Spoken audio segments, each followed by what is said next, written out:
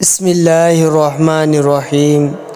حضور نبی پاک صلی اللہ علیہ وآلہ وسلم کو بخار تھا تو حضرت جبریل علیہ السلام نے یہ دعا پڑھ کر دم کیا: بسم اللہ ارقیک من کل شیء یؤذیک من شر کل نفس او عین حاسد اللہ یشفیک بسم اللہ ارقیک۔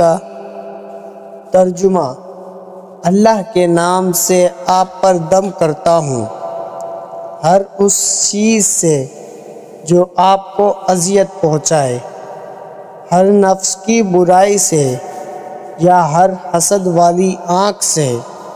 اللہ آپ کو شفا عطا فرمائے۔ میں آپ پر اللہ کے نام سے دم کرتا ہوں۔